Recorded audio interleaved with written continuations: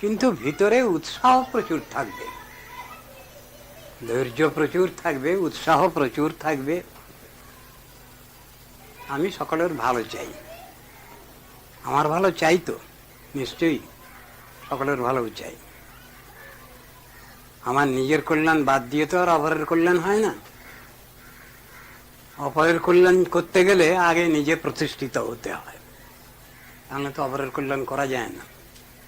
আমি যদি কিছু দিতে চাই, দাতার আসন গ্রহণ করতে চাই, তাহলে আমার নিজের কিছু জমার ঘর তো থাকবে, তার থেকেই তো আমি কিছু দেবো। এসব বিচারগুলো শাস্ত্রে করা আছে। আমার যদি সাধন ভজন বল কিছু আছে, তার থেকেই তো আমি কিছু দেবো।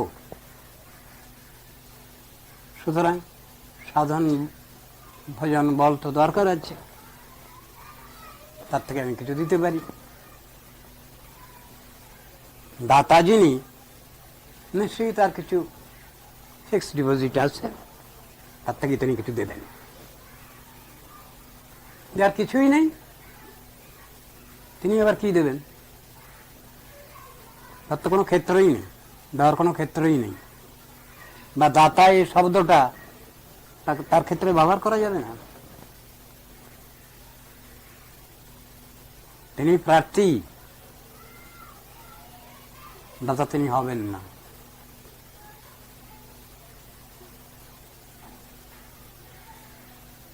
সংসারে অনেক সময় এই আমি তোমায় ক্ষমা করলাম কথাটা আসে।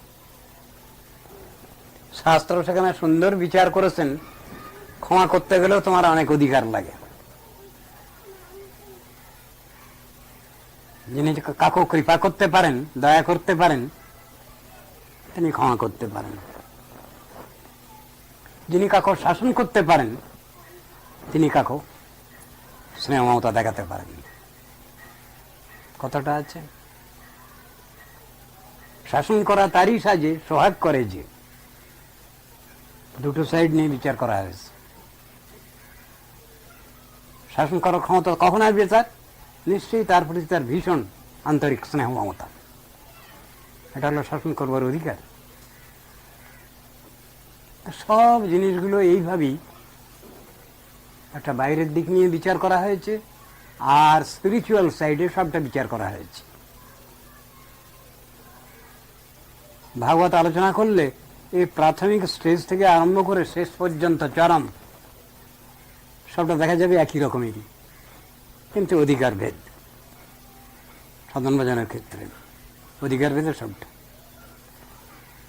শেষ পর্যন্ত গুরু বৈষ্ণব তারা শাসন করছেন। তার নিজজনকে বলে কিরকম নিজজন? মুক্ত মহাজন, পরম মুক্ত মহাজন। একজন যদি মুক্ত, তাহলে তার গুরু পরম মুক্ত, তার গুরু আরো মুক্ত। বলে কিরকম ব্যাপার? বলে লাইনটা তো ওই রকম। সেখানে তো শিষ্যত্ব আছে না, সম্পর্ক আছে, তো কানেক্টেড। যার কাছ থেকে যিনি ব্রহ্মবিদ্যা তত্ত্বদর্শন লাভ করছেন, সেখানে ও ভাবটা তো থাকবেই। আমি বাইরের থেকে বিচার করতে পারবো না,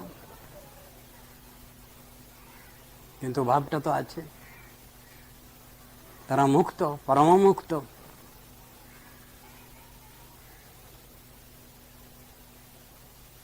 সাধারণ আইনের অতীত, তাহলেও তিনি তার গুরুর শিক্ষা, উপদেশ, নির্দেশ মেনে চলছেন,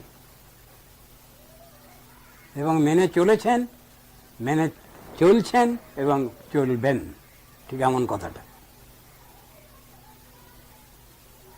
এবং সেটা শেষ নেই। এমন যদি বলা যায় ওটা কখনো শেষ হয়ে যায়, তা নয়, ওটা শেষ হবার নয়। ওই যে চ্যানেল, স্পিরিচুয়াল চ্যানেল, ওটা শেষ হয় না, সব সময় চিরজাগরুক ও লাইন। এটা এত সত্য জিনিস, এদিক ওদিক হওয়ার নয়। বাস্তব, ইট ইজ ইন রিয়েলিটি। যিনি জানেন তিনি বোঝেন, অন্যকে তিনি হয়তো বুঝাতে পারবেন না, ক্ষমতা নেই বলে তাহলে কি করে বুঝবেন? শিষ্য মহাশয় কি করে বুঝবেন? রিয়েলাইজেশনই বুঝবেন তিনি।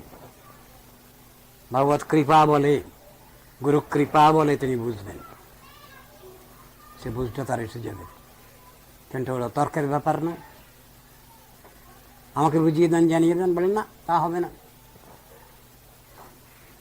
উদাহরণ দিচ্ছেন, ভক্তি পরে সহানুভব বিরক্তির অন্যত্র চৈষত্রিক এক কাল বলে দিচ্ছেন। একই সঙ্গে হচ্ছে, ভীষণ খিদে পেয়েছে, খেতে দিলেন একজন,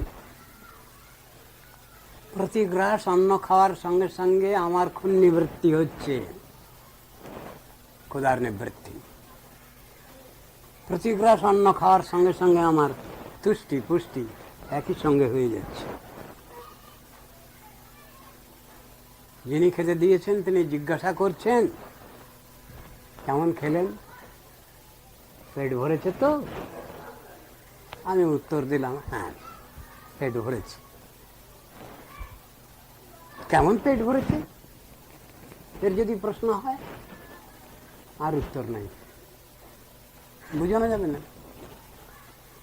ও বুঝাবার ভাষা আমার নাই। ওই রকম ধরনের কথা। সাধনা সম্পত্তি যিনি লাভ করছেন তিনি নিজে বোঝেন না, তার অধিকার প্রাপ্তি বোঝেন না তিনি নিজে, কিন্তু তার উপরওয়ালা বা ওই রকম ধরনের সমধর্মী তিনি হয়তো বুঝতে পারছেন সেটা, কিন্তু যিনি লাভ করেছেন তিনি বুঝে উঠতে পারছেন না কতটা কি হলো। উদাহরণ দিলেন, মাস্ক ডিয়ার দিয়ে উদাহরণ দিয়েছেন। যে মৃগের নাভিতে কস্তুরী হয়েছে এবং ম্যাচিওর করেছে, তাকে দেখলেই ব্যাধ বুঝে ফেলবে এ মাস্ক ডিয়ার। অন্য ব্যক্তি বুঝতে পারবে না। সাধারণ সম্পত্তি কার কিরকম লাভ হয়েছে এবং তার কি অবস্থা হয়, অবস্থাটা বর্ণনা আছে ভাগবতে। প্রেম ভক্তি লাভ হলে তার কি অবস্থা হয় সেগুলো বর্ণনা আছে, লক্ষণগুলো। কিন্তু প্র্যাকটিক্যাল ফিল্ডে ধরে কাকে বলা, এটা কোনো বিশেষ ব্যক্তি বলবেন। যিনি লাভ করেছেন তিনি বুঝে উঠতে পারছেন না আমি কতটুকু কি পেলাম। ভাগবতে বলছেন, বোধহয় ওটা 11th চ্যাপ্টার বোধহয়, না 4th চ্যাপ্টার, এবং ব্রতশ্চ প্রিয় নাম কীর্তিয়া যতানুরাগো দ্রুতচিত্ত উচ্চৈ হর্ষত্তথ রোদিতি রৌতি গায়তি উন্মাদব নৃত্যতি লোকবাজ্য। প্রেমারুক্ষ ভক্তের যে লক্ষণ ব্যাখ্যা করেছেন ওখানে, এই লক্ষণ তার আসে, তিনি থাকতে পারবেন না। সেই ব্যক্তির লোকলজ্জা নাই, আর লোকে আমায় কি বলবে, আমি হরিনাম করছি, লোকে দেখলে আমাকে কি বলবে, ওসব লজ্জা নেই। লোকে আমাকে ভালো বলবে কি খারাপ বলবে ওসব কথা নেই, ওসবের মধ্যে নাই তিনি। প্রিয় পরমপস্য ভগবানের নাম কীর্তন করে যিনি সব সময় সন্তুষ্ট চিত্ত, কখনো হাসছেন, ভগবানের লীলা স্মরণ করে কখনো হাসছেন, কখনো কাঁদছেন, কখনো লাফালাফি করছেন, উদ্দণ্ড নৃত্য করছেন, নৃত্য কীর্তন করছেন, কখনো সে কান্নার শেষ নেই। এই অবস্থাগুলো তো বর্ণনা করেছেন। এই অবস্থাগুলো দেখলেই বুঝতে পারবেন,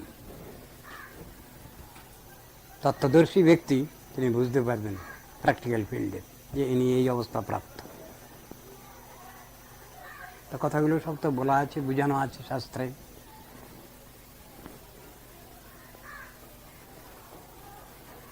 মৃগ নিজে বুঝতে পারে না, মাস্ক ডিয়ার সে নিজে বুঝতে পারে না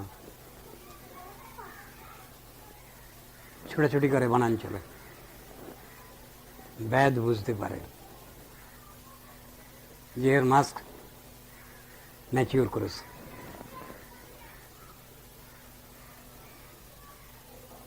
জাগতিক কতগুলো অভিজ্ঞান সাধারণ মানুষের আছে, কিন্তু জাগতিক তো জাগতিকই। ম্যাটেরিয়াল চিরদিনই ম্যাটেরিয়াল, ম্যাটেরিয়াল কোনোদিন স্পিরিচুয়াল হয় না। আবার স্পিরিচুয়ালটাকে যদি আমি ম্যাটেরিয়ালের মধ্যে ফেলে দেই তাহলে ভুল হয়, তা হবে না। সাধুগুরু বৈষ্ণব কিছু ম্যাটেরিয়াল সামথিং নন, ভক্তিবৃত্তি ম্যাটেরিয়ালস কিছু নয়, ভগবান ম্যাটেরিয়াল কিছু নন, ভক্তিবৃত্তি ভক্তি মহাদেবী তিনি ম্যাটেরিয়াল কিছু নন। তা একটাকে অন্যরকম যদি বলে ফেলি আমি, ভুল হয়, তাত্ত্বিক ভুল হয়, তত্ত্বদর্শনে ভুল হয়। ওগুলো একটা অপরাধ, বিচার করা হয়েছে। সবটাকেই পাশাপাশি রেখে বিচার করতে হবে। সচ্চিত আনন্দময় বস্তু ভগবান, অপ্রাকৃত তত্ত্ব। ভক্ত জীবাত্মা তিনি অপ্রাকৃত তত্ত্ব। ভক্তি মহাদেবী অপ্রাকৃত তত্ত্ব। তাহলে আমি সেখানে প্রাকৃত আরোপ করব কেন? তাকে আমি প্রাকৃত বলবো কেন? তত্ত্ব দর্শন তো অন্টোলজিক্যাল অ্যাসপেক্ট, তো মরফোলজি মানেই দুনিয়াদারি। দুনিয়াদারির জ্ঞান তাকে বলে মরফোলজি। আমি অন্টোলজি নিয়েই চলব, তত্ত্ববিজ্ঞান নিয়েই অগ্রসর হব, শ্রদ্ধা নিয়েই অগ্রসর হব। কথাগুলো তো এইরকম আছে। সংসারে কোনো মানুষ বসে আছেন, তাকে চিনতে পারা যায় না তিনি কেমন অধিকার নিয়ে বসে আছেন। আবার সেই সংসারে সাধারণ মানুষ একজনও আছেন, যিনি স্বীয় অধিকারে প্রতিষ্ঠিত হয়ে বসে আছেন সংসারে, এমন এক ব্যক্তি, তাকে বলা হলো হ্যাঁ উনি পাকাল মাছ। কেউ তাকে এরকম বিশেষণ দিচ্ছেন, কেউ তাকে বলছেন উনি বর্ণচোরা আম বলছেন, কেউ তাকে বলে আরো অন্য কিছু বলছেন, যেন উনি নিজেকে গোপন করে রাখেন, কাউকে জানতে দেন না। এরকম বহু ব্যক্তি মনীষী আছেন, আর ওটাকে অস্বীকার করা যাবে না।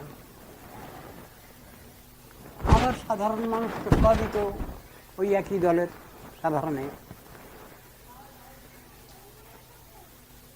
অস্বীকার করবার উপায় নেই।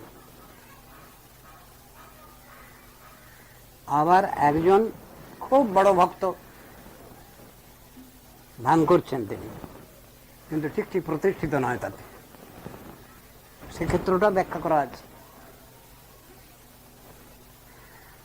ঢঙ্গ বিপ্রের ইতিহাস বলা আছে শাস্ত্রে।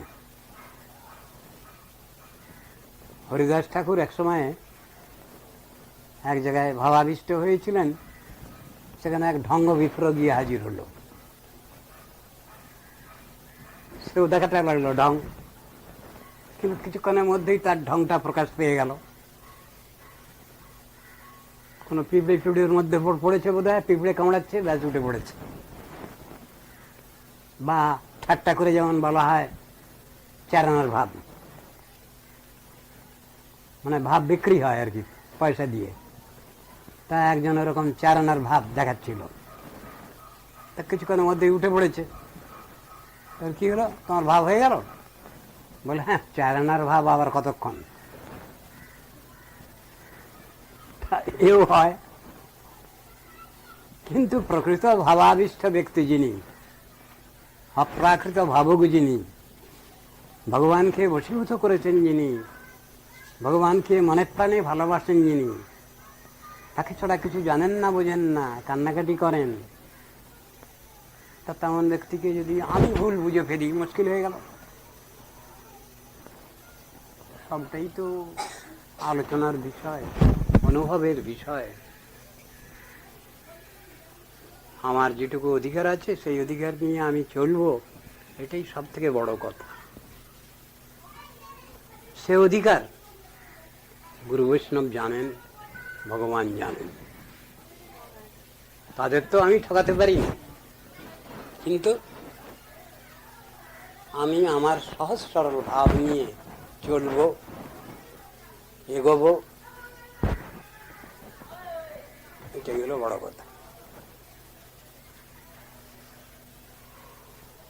এটাই বড় কথা, প্র্যাকটিক্যাল ফিল্ড। পরীক্ষা যদি দিতে হয়, ভগবত ভক্তের কাছে পরীক্ষা দেবো, গুরু বৈষ্ণবের কাছে পরীক্ষা দেবো, তাদের কাছে আমার সাধন ভজনের সব খুঁটিনাটি বিষয় বলবো, কিসে আমার সাধন ভজনে উন্নতি হয় সে বিষয় নিয়ে তাদের পরামর্শ চাইব, তাদের কাছে কৃপা প্রার্থনা করব, আশীর্বাদ শুভাশীষ শুভেচ্ছা চাইব। এটা তো কখনোই হবে না। সবটা বুঝে সুঝে আমাকে চলতে হবে, এইটাই হলো বড় কথা। আমি হরিগুরু বৈষ্ণবের কাছে, ভগবানের কাছে আমার আন্তর্দর্শন সহজ সরল ভাব নিয়ে আমি অগ্রসর হব। এই সহজ সরল ভাবেই আমার প্রাপ্তি, এছাড়া কোনো উপায় নেই। আমি যদি আমার অভিজ্ঞান নিয়ে, অসম্পূর্ণ অভিজ্ঞান নিয়ে সম্বল করে যদি চলবার চেষ্টা করি, আমি অকৃতকার্য হয়ে যাব, এটা হবে না। সবসময় দেখছি কোন সাধু মহাজন কোনো কিছু কথা বলতে যাচ্ছেন, দেখছি সেখানে তিনি তার ইষ্টদেরকে প্রণাম করছেন, আগে গুরুবর্গকে প্রণাম করছেন, আশ্রয় বিগ্রহগণকে প্রণাম করছেন, বিষয় বিগ্রহগণকে প্রণাম করছেন, তারপরে তিনি তার এটা আরম্ভ করছেন। এটা নিয়ম, তাদের কৃপা প্রার্থনা। আমার তো বল নাই, ভজন বল খুব কম, তাই আমি তাদের কাছে বল প্রার্থনা করছি। বলদেব প্রভুর বল তাদের কাছে প্রার্থনা করছি, আপনারা আমাকে একটু দেন, যাতে আমি তত্ত্বদর্শন জানতে পারি, বুঝতে পারি, শিখতে পারি, আমি যেন একটু এগোতে পারি, ঠিক ঠিক রাস্তায় চলতে পারি, আমার যেন কোনো রকম ধরনের বাইফারকেশন কিছু না হয়, ঠিক পথে চলতে পারি। এইগুলো, এই প্রার্থনা রাখতেই হবে সবসময়। যিনি যত উঁচু দরের সাধু হন না কেন, তার উপরওয়ালা তো আছেনই বসে, তিনি তার উপরওয়ালার কাছেই তার সব কিছু ইয়ে রাখেন, প্রার্থনা, সাহায্য, সহানুভূতি, সহযোগিতা, এবং ঠিক সেইভাবেই জিনিসটা চলে। মানে ভগবানেরও গুরু আছেন না, তত্ত্বদর্শনে বলে না তা, কিন্তু ভগবানও গুরু স্বীকার করছেন। ভগবানও গুরু স্বীকার করেছেন। ভগবান তার ভক্তকে ভালোবাসেন, ভগবান তার ভক্তকে ভালোবাসেন। ভক্ত ছাড়া তিনি জানেন না, তিনি ভগবান। তিনি যদি বলেন আমি ভক্ত টক্ত চিনি না, বুঝি না, তাহলে হলো না, তাহলে তিনি ভগবান হচ্ছেন না। আবার ভক্তকে যদি বলা যায় আপনার কেউ আছে, বলে হ্যাঁ আমার তো একজনই লোক আছে, কে তিনি? তিনি ভগবান, তিনি ভগবান। তাহলে তো ভগবান ভক্ত ছাড়া হচ্ছেন না, ভক্ত ভগবান ছাড়া হচ্ছেন না। থিওরিটি তো এরকম হচ্ছে। সব জিনিসটাই প্রপারলি কানেক্টেড, সব জিনিসটা। আমি ভক্তকে ছাড়া ভগবানকে মানি না, ভগবানকে ছাড়া ভক্তকে মানতে পারি না।